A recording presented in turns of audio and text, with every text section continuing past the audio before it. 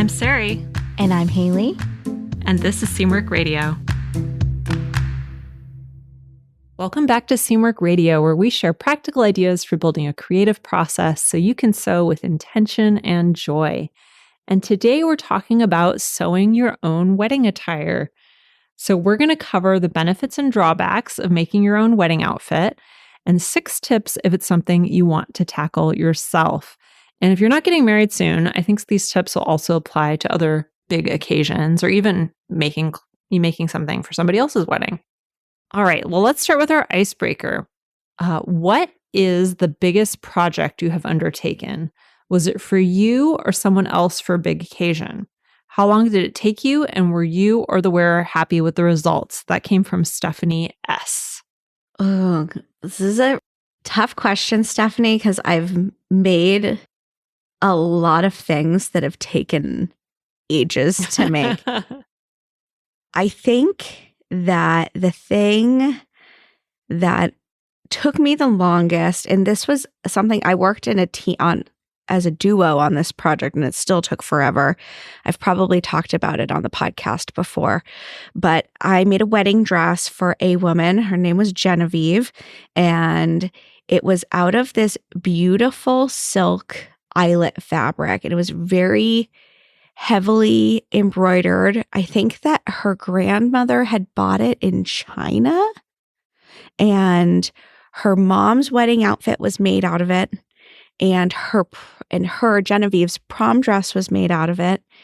It was gorgeous, but the only pieces of that fabric that we had were from the wedding dress, which was a wedding suit, and from the prom dress.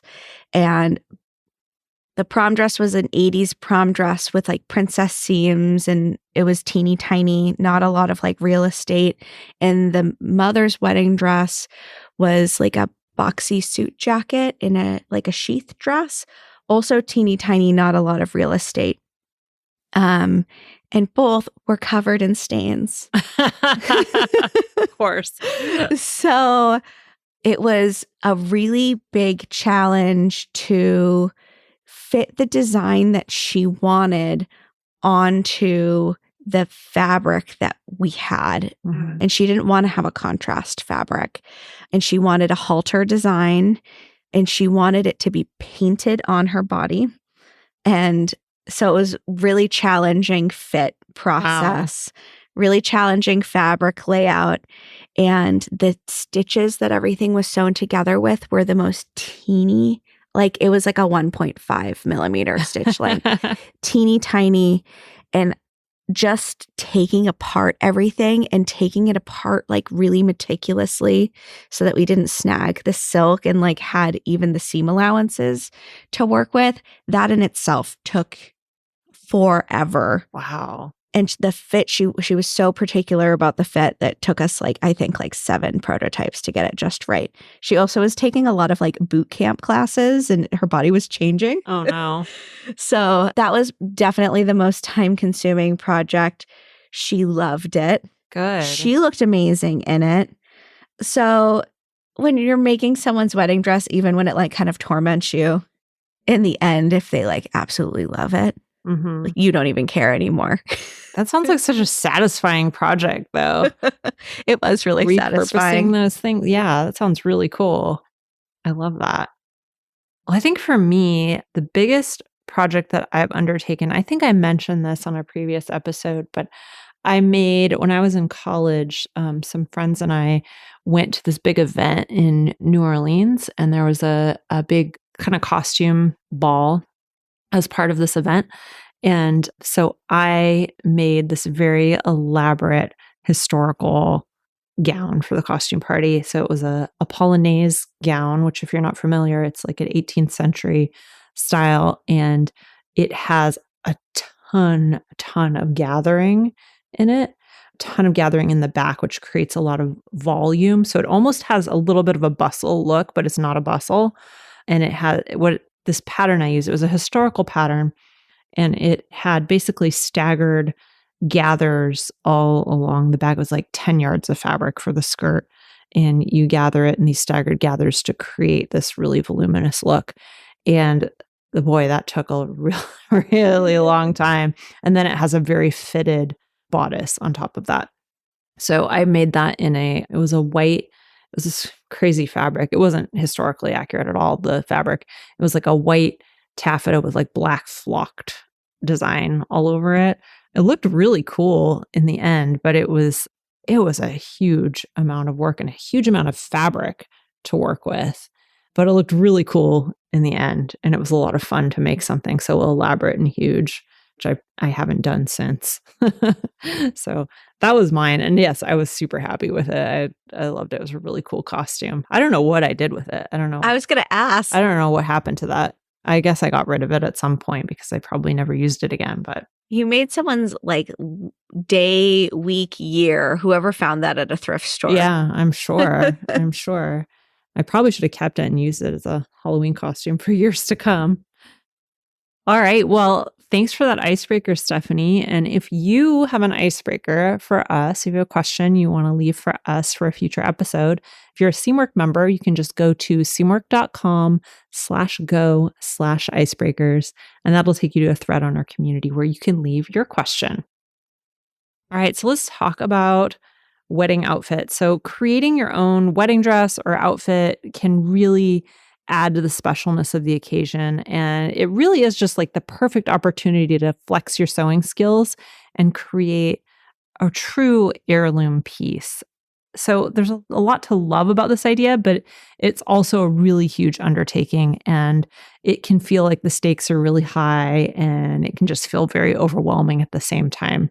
So there are benefits and there are drawbacks. Haley, did you sew I know the answer to this because I was at your wedding, but did you sew your wedding outfit? I did not. As I mentioned before, I've made wedding dresses before, and Genevieve's was not my only wedding dress. I used to make custom wedding dresses. It was something that was not very profitable, but I did to make money.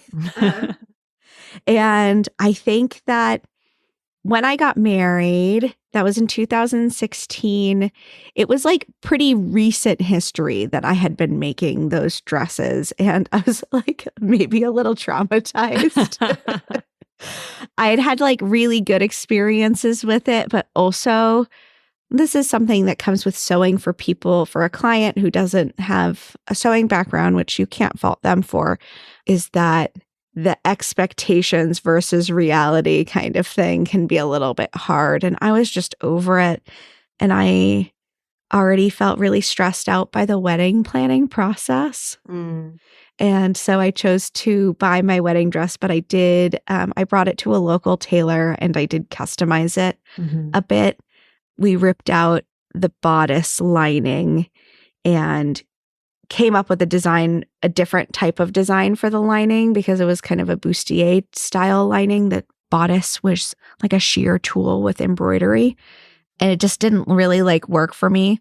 So we came up with a new one, and I also used like a pale pink fabric to line it, and it turned out really cute. So I did get to customize it. Yeah. Well, that's cool. I did make my wedding dress, and it was sort of a non-traditional wedding dress. It was, I know I've probably talked about it on the podcast before, but it was short-ish. It was knee length, and I made it in a gold 4-ply Italian silk. It was a sort of a slinky little number, and I added this really beautiful trim that I bought at Lassus in Berkeley, which is a store that specializes in historical sewing. And it was this beautiful like gold organza trim with white seed pearl beading all over it. And I added that to the neckline, and then I added it to the hem, and it was scalloped. The trim was scalloped, so I scalloped the hem in order to match the trim. And it came out really beautiful. I really put a lot of thought and a lot of effort into it, probably the most I'd ever put into anything I'd made up until that point.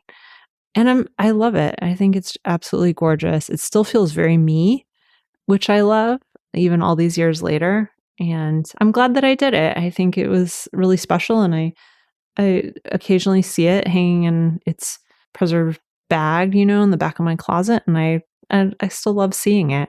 There's definitely good memories attached to it. So I'm glad that I did it. I was not there, but I've seen pictures. It's very beautiful. So, what do you think are some of the benefits and the drawbacks of creating your own wedding dress or outfit? I feel like you have a special ability to speak to this as someone who's made their own. Well, I think we've touched on some of them. I think the benefits are that you can really customize it to not just your body, but to who you are, and really use this as an opportunity to express who you are at that point in your life on a day that is both meaningful to you and you're going to have a lot of pictures of, probably. So I think just the kind of the sentimental attachment that you can have to a garment is probably at an all-time high when you're making it for a big milestone in your life, whether that's marriage or, it could be any number of things. It's your wedding day. It could also be something around your family or graduation or, any of these big milestones in your life. It's something that you're going to remember for a long time. And for me, clothing is a really strong repository of memory. So that's something that's important to me.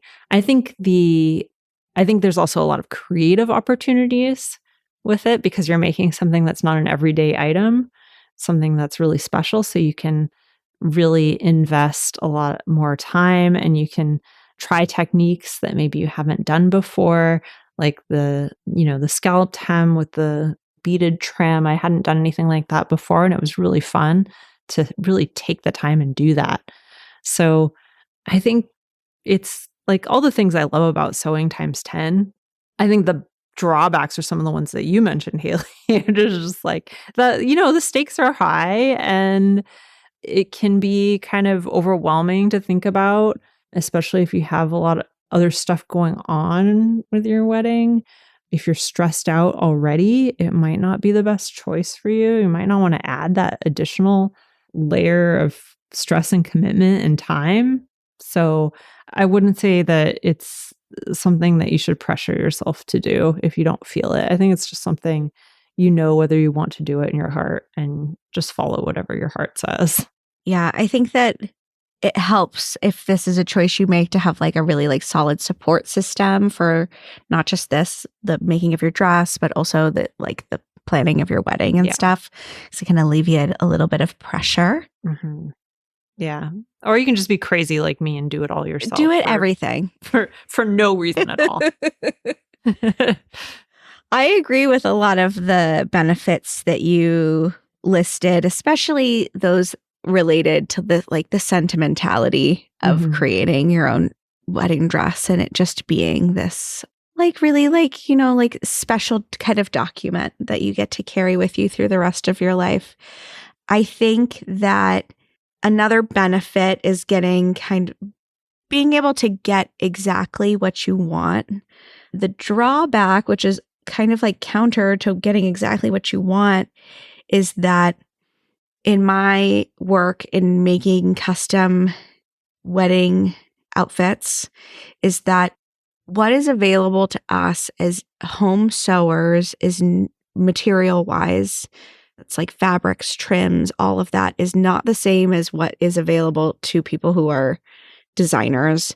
And also recognizing that a lot of the things that you see on designer pieces and dresses were custom textiles that were created for them or like custom applique. And I think especially if you are interested in making something with lace, I think that what's available to home sewers lace-wise is a lot narrower selection. So just being aware that your selection of fabric and trims and materials is going to be different than what you see. But if you have a vision in your mind, and you know that you're able to buy that type of fabric, I think that would make you an even better candidate for making your own wedding ensemble. If you're someone that's interested in things that are like super heavily beaded, appliqued, lace, it's not impossible, but you're going to have to just work a little bit harder to get there. Mm-hmm. Yeah, that's very true.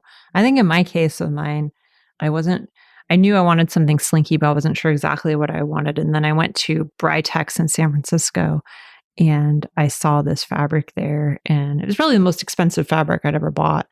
but I loved it so much. I mean, it's incredibly luxurious. 4-ply silk is like, it's silk charmeuse, but it's thick. Yeah. It has a great weight to it. And when I saw it, I just fell in love. So I feel like that's a big part of it, is if you have a material in that you absolutely adore, then that can make the entire garment. Yeah, definitely. Okay, I have a fun question before we get into our tips. If you were going to sew your wedding outfit now in 2024, what would you make? Oh my gosh. This is a really hard one because there's so many cool things you can do with a wedding dress. Yeah. I feel like it's such a fun, creative opportunity. I'd probably do something not that different from what I actually did for my wedding dress, because I'm not like a fluffy, although I like a full skirt occasionally, I'm not like a super fluffy dress person. I like something that's a little bit more sleek.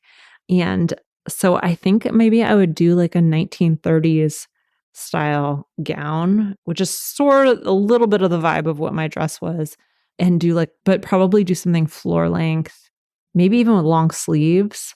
I think would be really, really pretty.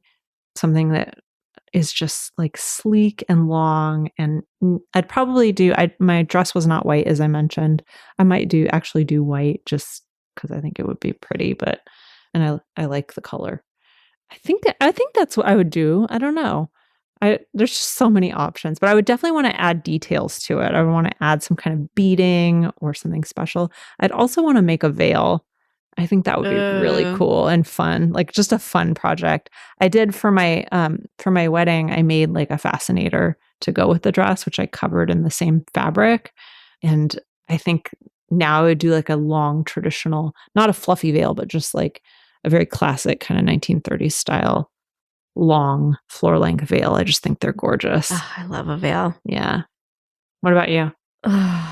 Well, I mean, first, I have so many questions. I'm like, where am I getting married? What time of year? That's true. That's true. All of those things. Like, me as like a designer, I'm like, context is everything. Mm-hmm. But the things that I can say are that when I first started shopping for wedding dresses, I did not want a white dress. Mm-hmm. I actually wanted something that was like silver. Mm. Not like metallic silver, but like a pale silver color or pink. Mm-hmm. Pale pink. And I tried on a bunch of things. And you know what? Like, my mom really like poo-pooed the idea. And I think I gave into the peer pressure. I do have a picture on my phone of a pink kind of, I don't want to call it Grecian because that makes it sound like more basic than it was, but this like really diaphanous dress. And I'm like, man, why didn't I get that dress? That was really awesome. And I ended up going with something that was ivory and then adding the pink lining. I wish I would have just fully gone for it. Mm-hmm. I also think that I did not want something that was too fluffy, but I did end up with something that had a lot of like net and tulle, and the skirt was a little bit more, it wasn't a princess dress, but it was a little bit more A-line. I think I would go with something like probably a little bit sleeker, the fabric at least, but it would definitely be pink, and it would either be full length or like T length, I think. Maybe I'll have to plan a vow renewal someday and make a fancy dress. I know, it's really a shame to only get married once. Maybe for your next marriage. Yeah, maybe. Sorry, Eric. I really need to sew another wedding dress. All right, well, let's get into some of the tips. And again, I think a lot of these apply for any big occasion that you're making a garment for. It doesn't necessarily have to be your own wedding. So the first one is to start early. I think this is really important. Begin the whole process well in advance of whatever the date is. This is something that I did, and I'm really glad that I did it and gave myself that extra time. It can be also really helpful to schedule in some milestone dates and to really treat yourself like you're the client as well as the designer, and make sure that you kind of have a schedule for yourself, because wedding gowns really, they often involve a lot of intricate design and a lot of detailing. And so giving yourself ample time really allows for any unexpected challenges or revisions that you might need to do. And it also helps you to manage stress and just ensure that you have enough time for all the fittings and all the adjustments that may come up as you move along. So just kind of, you hope for the best, but expect the worst when it comes to things like this. And make sure that you've built in a lot of time and maybe even have a little bit of a plan B if things don't go exactly according to plan. That's like the most important first Yeah. tip when you are in the early phases of planning and making your own wedding ensemble. My next tip would be to choose the right fabric. I think earlier in the episode, I was really like waxing on about fabric and the availability of it, which is a big reason I would suggest maybe starting with fabric in a lot of ways. Sometimes you start with, when designing, you start with fabric. Sometimes you start with the design itself. But in the case of a wedding dress, I think that maybe doing those two things kind of side by side is very useful. And also just selecting the appropriate fabric is really crucial for the look and also how you're going to feel in your wedding outfit. So you'll want to consider things like the season, the venue of your wedding, as well as your personal preferences. And think about the silhouette that you're trying to create. And remember that fabrics that are more fluid are really going to be good for creating a draped silhouette. But if you're trying to create body, you need fabric that has body. So looking for ways to build that body in, even if the fabric doesn't inherently have body, can you use tulle or make a crinoline or underline the bodice to create a little bit more body? And then the same thing goes for if you're making like a wedding suit. Considering the venue and the climate and your comfort are also important. Maybe you're having a more casual wedding or a warm climate wedding, and a linen suit is going to be a lot more appropriate, or a seersucker suit. So taking all of those things into consideration as you're selecting your fabric. And then lastly, in regards to fabric, make sure that you're purchasing far more fabric than you think that you need. For any unforeseen alterations or mistakes you make, if you need to cut your bodice all over again, you don't want to go back to that fabric store and discover that they don't have that anymore. It's really a valuable insurance policy. Yeah, that's a really good point. It can be hard to do when the fabric's expensive, but it is important to have that insurance. Number 3 is to go above and beyond with your muslin. So just anticipate that one mock-up might not be enough, and it could take you a few different prototypes to get the fit just the way you want it. So plan at least a couple muslins before making your final garment. And another thing is not to skimp on the details of that final muslin. So be sure to sew in the zipper and do the finishes that are necessary in order for you to get a really precise idea of the fit. So you're not just guessing. Another thing is to remember to test your ability to move in your muslin. So be able to move around, be able to sit, be able to dance, do all the things that you want to do on the actual day. And I mean, that's a good practice just for making muslins generally, is to make sure that you can do all the things that you would be doing in this garment. But it's something especially important to remember on a day when you're making something that, first of all, could possibly inhibit movement, and that you want to be able to move around and hug people, and, make sure that you can raise your arms in front of you and do all the things that you want to do on your wedding day. Yeah, super valuable, especially in those silhouettes and designs where things like off-the-shoulder designs can be a little bit trickier for your arm mobility. Strapless designs for different reasons because you don't want to have a wardrobe malfunction.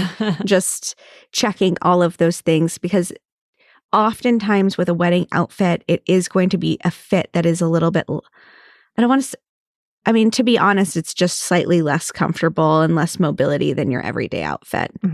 Speaking of strapless, on my wedding day, my dress was not strapless, but I had a few months before gone to my brother's college graduation and had worn a strapless sundress. And I'd gotten such a bad sunburn that I had like this strip across the top of my chest that was just like darker.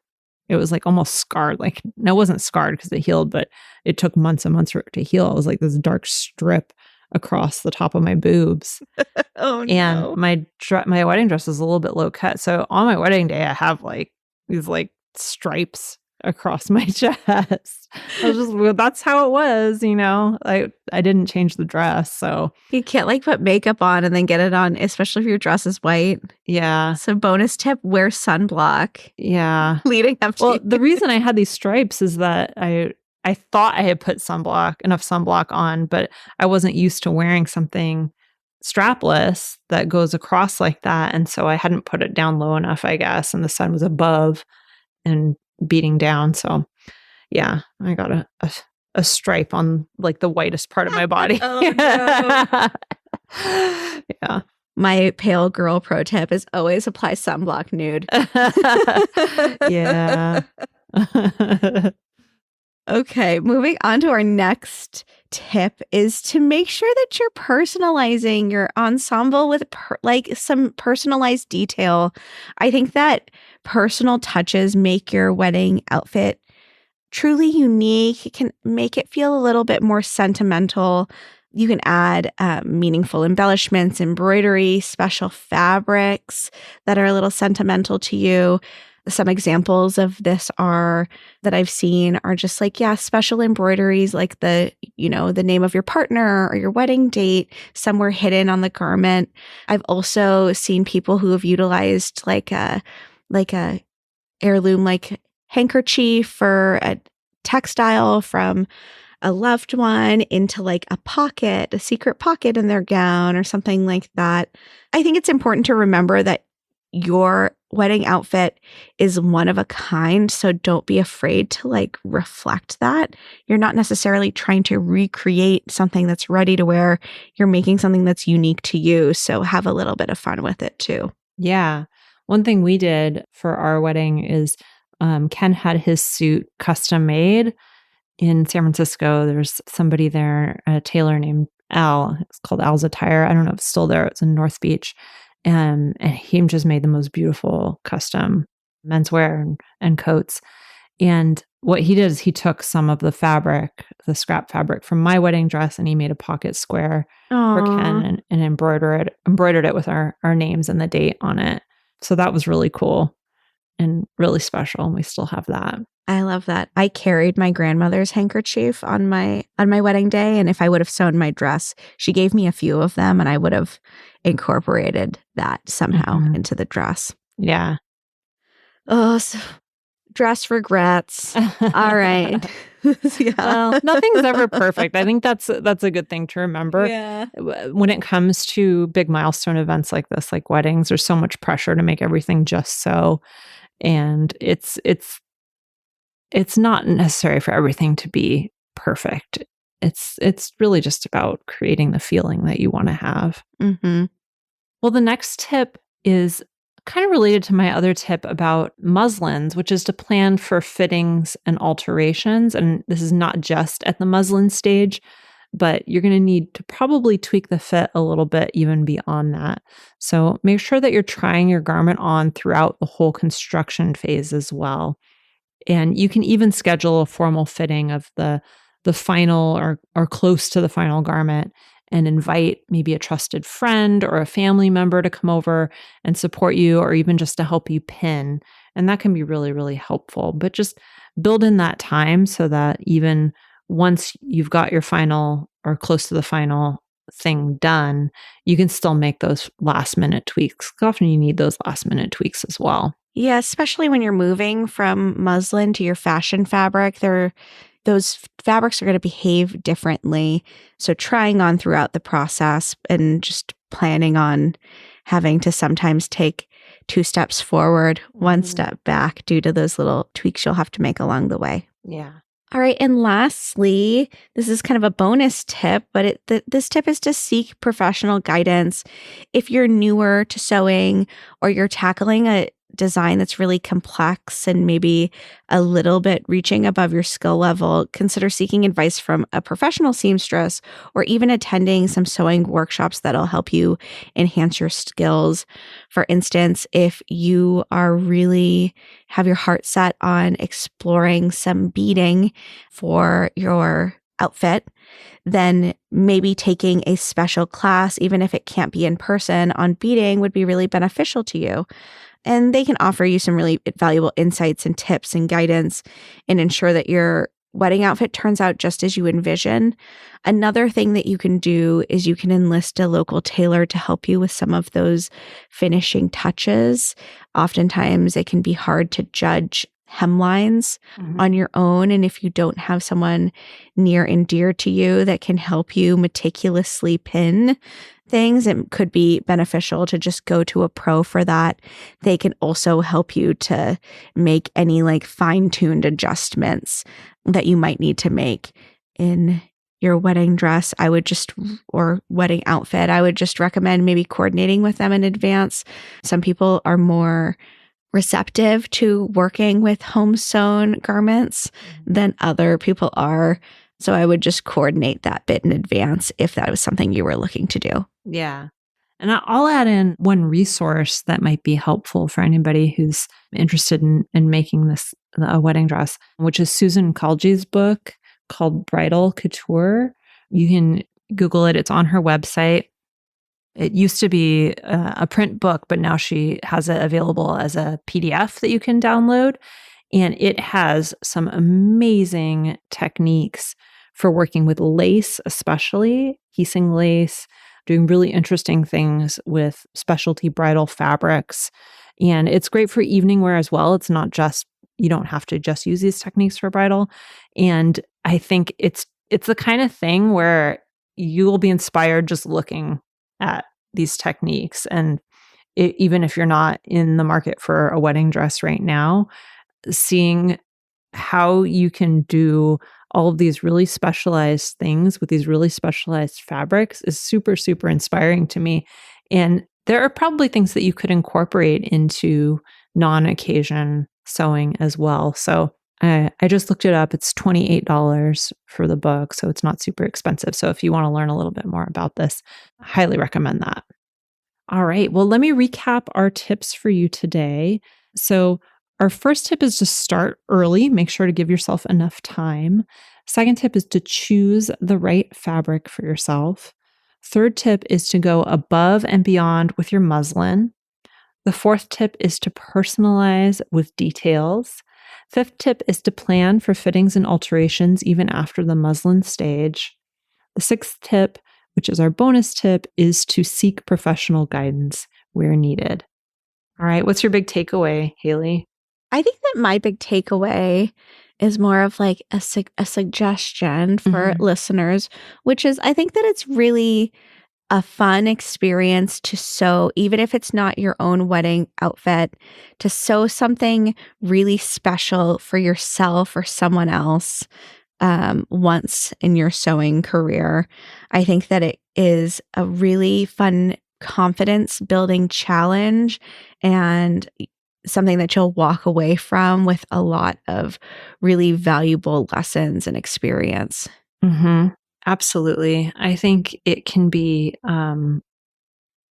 something that really stays with you for the rest of your life. I've talked about this a couple times, and it's kind of hard for me to talk about, but when my grandmother, my father's mother, was at the end of her life, we were with her. She was in hospice, and she was, this was like the final days, and she had lost a lot of her memories, and she didn't necessarily know who we were, because she was on a lot of morphine at that time. And she still remembered a suit that she had made for her mother. It was like a reversible suit that she had made for her mother. She was talking about her mother a lot. And this was like one of her final memories that stayed with her until the very, very end of her life. And I think about that all the time, and how precious that must have been to her, and how precious it must have been to her own mother to be embedded in her mind that way. And I think it really showed me that these things that we create with our hands are not just trivial pursuits that we're using to, instead of shopping or whatever. They're things that really do matter in our lives and are ways to mark our lives in really meaningful and special ways, both for ourselves and for other people. And so I think a wedding dress is one opportunity to do that, but there are many opportunities to do that in our lives. And you never know what might be the thing that stays with you for the rest of your life too. So that's my takeaway for today. All right. Well, to end us off today, I do want to recommend one more resource for you, which is our Fit Journal. And our Fit Journal walks you through a really simple fitting process that can help demystify getting the fit you want. And it includes worksheets for taking and comparing measurements, for choosing your size, and for making adjustments. And then when you use it over time, it really helps you to find your perfect fit. So it's available for free at seamwork.com/go/fit journal. And if you like this episode, please consider leaving us a review. We have a review today from Vicky D, who left a comment on our Pinterest episode. And she said, I just wanted to let you know how much I enjoyed this episode. I look on Pinterest, but did not know how to utilize the site. You really opened my eyes to looking at new things and ways to use it. Love listening to you. Oh, that's really sweet. Thank you so much, Vicky. That's really kind of you. And I'm just really grateful for everybody who leaves a review like this, taking the time to actually say something nice. It's really meaningful to me. So thank you so much. You can also follow us on YouTube at Seamwork Video. That's where I share a lot of the projects that I'm making myself. You can follow us on Instagram at Seamwork. And if you'd like to join Seamwork and become part of our private community, plus get access to hundreds of sewing patterns and dozens of sew-along classes, podcast listeners get a 50% off lifetime discount when you join at seamwork.com/go/podcast50. So that's seamwork.com/go/podcast50. All right, that is it for this week. I'm Sarai. And I'm Haley. And this is Seamwork Radio.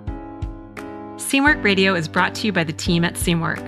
Seamwork's an online community that supports you in creating a wardrobe that feels right for you. When you join us at Seamwork, you become part of our private community of makers, and you also get access to monthly sew-along classes, a library of over 200 sewing patterns, and tons of great resources to help guide you through the sewing adventure that you choose. Podcast listeners can get half off a Seamwork Unlimited membership, which means you can download as many of those 200 plus patterns as you want at any time, and our community will be there to guide and support you. If you'd like to join us for half off, just visit seamwork.com/go/podcast50. You can also find us on Instagram at Seamwork, or visit our YouTube channel, which is called Seamwork Video. We love hearing from you, so let us know if there's a topic or a personal story that you'd like us to cover. Thanks for listening to Seamwork Radio.